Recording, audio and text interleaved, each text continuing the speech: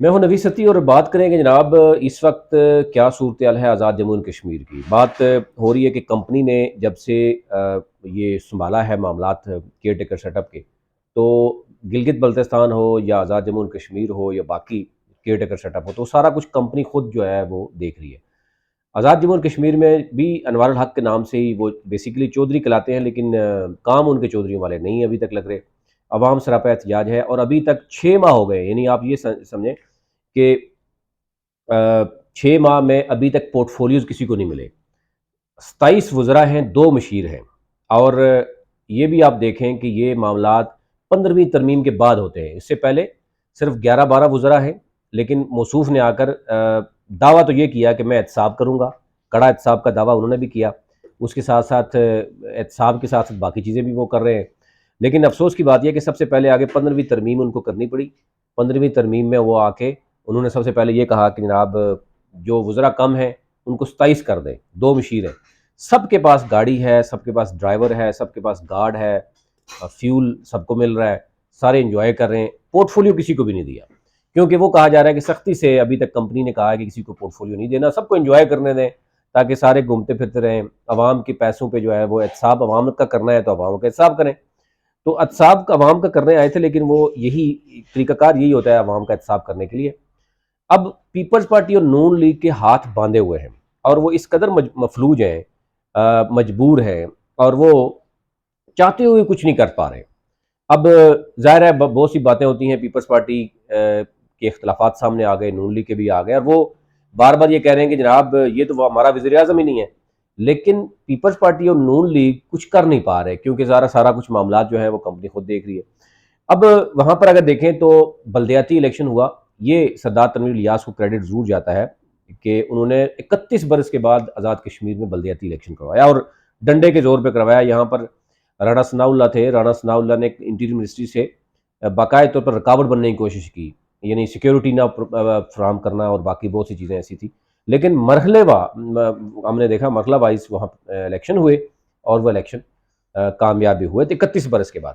اب اس چودھری انوار الحق جو کہ وزیر اعظم ہیں اور اپنے آپ کو وہ احتساب کے لیے پیش کر رہے ہیں، یعنی اس شخص کی غیر جمہوری اس کو دیکھ سکتے ہیں کہ وہ کتنا غیر جمہوری ہے، یا اس کو کس قدر جو ہے وہ کس طرح کی انسٹرکشن ہے کہ وہ بلدیاتی نمائندوں کو کہہ رہا ہے کہ میں نہ آپ کو اختیارات دوں گا، نہ میں آپ کو پیسہ دوں گا، اور اگر میں آپ کو پیسہ دے دوں گا تو پھر میں ایم ایل ایز کو لے کے کہاں جاؤں گا. تو آپ اسی سے اندازہ کرتے ہیں کہ کس قدر اس کی جو سوچ ہے وہ غیر جمہوری ہے، وہ اس کے اندر ڈکٹیٹرشپ جو ہے وہ جھلک رہی ہے.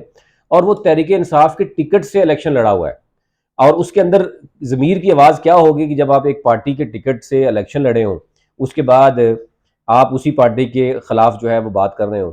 لیکن کیونکہ معاملہ کمپنی کا ہے تو کمپنی جب تک اس کو چاہے گی اس وقت وہ چلتا رہے گا. نہ وہاں پیپلز پارٹی پر مار سکتی ہے، نہ نون لیگ پر مار سکتی ہے، نہ کوئی پارٹی. باقی سارے جو ہے نا وہ کہہ رہے ہیں کہ برقع پہن کے لیٹے ہوئے ہیں کہ جب چاہے ان کو جو جس طریقے سے مرضی استعمال کر لیں. اینی ہو، یہ وہ صورتحال ہے جو اس وقت آزاد جموں اینڈ کشمیر میں ہے، کہ عوام سراپا احتجاج ہے. وہاں پر آپ اندازہ کریں کہ پہلے جو ہے وہ سیاستدانوں نے عوام کو ایک تو غلط بیانی کر کے عوام کو اسٹیٹ کے خلاف جو ہے وہ کروایا، احتجاج کروائے.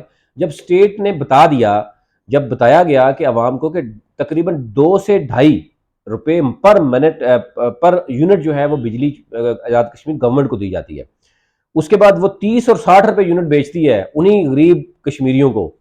اور اس سبسڈی کا کیا فائدہ جو چند آٹے کے اوپر سبسڈی مل رہی ہے اور دھکے کھاتے ہیں. آج آٹے پہ سبسڈی مل رہی ہے، 40-50 لاکھ ٹوٹل کشمیریوں کی تعداد ہے، لیکن وہ دھکے کھاتے ہیں، ان کو سبسڈی آٹے کی مد میں نہیں مل رہی.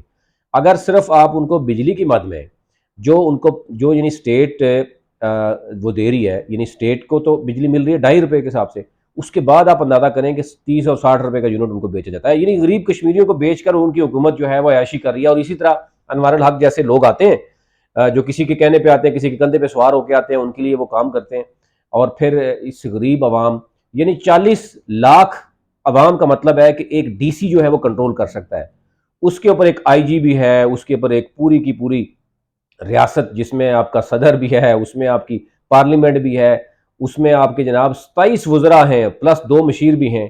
تو یہ غریب کشمیریوں کے مال کو کس طریقے سے ہڑپ کیا جا رہا ہے آپ اسی سے اندازہ کر سکتے ہیں۔ اور انوار الحق چودھری جو ہے وہ یہ کہہ رہا ہے کہ میں پرانے کپڑے پہن کے، تو لوگوں کو بتایا جا رہا ہے کہ مطلب وہ کہتے ہیں نا نئی بوتل میں پرانی، تو وہ والا کام چل رہا ہے کہ جناب انوار الحق پرانے کپڑے پہن کے بٹن کھلے رکھ کے تو لوگوں کو، مطلب یہ اب وہ دور نہیں رہا۔ آپ اندازہ کر سکتے ہیں کہ یہ کام ہو رہا ہے آزاد کشمیر میں، جہاں پہ ایک ڈی سی یا ایک یعنی 40 لاکھ کی آبادی، آپ کو پتہ ہی ہے کہ کتنی آبادی بنتی ہے، اس کے اوپر پوری ریاست موجود ہے، اور اس ریاست میں آپ اندازہ کر سکتے ہیں کہ سرکاری گاڑیاں، پیٹرول، فیول اور سرکاری یعنی پروٹوکول دیے جا رہے ہیں ان سب کشمیریوں کے، جو وہاں پر ایم این ایز ہیں، ایم ایل ایز ہیں، منسٹرز ہیں، ان کی سب کی پراپرٹی اسلام آباد راولپنڈی میں ہے، اور بلکہ اب تو جو راولپنڈی اسلام آباد میں زیادہ ہوتی ہے تو وہ ملک سے باہر چلے جاتے ہیں۔ تو یہ ساری عیاشی ہے، یعنی ریاست جو آزاد کشمیر جس کا جو بیس کیمپ تھا، مقصد تو کچھ اور تھا، لیکن وہاں پر صرف سوائے عیاشی کے کچھ بھی نہیں ہو رہا۔ اور انوار الحق چودھری جیسے لوگ اگر آئیں گے جو غیر جمہوری ہوں گے، جن کو عوام منتخب نہیں کرے گی، اگر عوام کسی اور پارٹی نے ان کو منتخب کیا تو اس پارٹی کا کوئی تعلق ہی نہیں ان کے ساتھ۔ تو یہ اوورال صورتحال ہے، وہ آپ تک رکھنی تھی کہ آزاد کشمیر میں اس وقت پوزیشن کیا ہے، اور عوام وہاں پر سراپا احتجاج ہے، لیکن حکمران جتنے بھی ہیں وہاں پر عیاشی کرتے ہوئے نظر آ رہے ہیں۔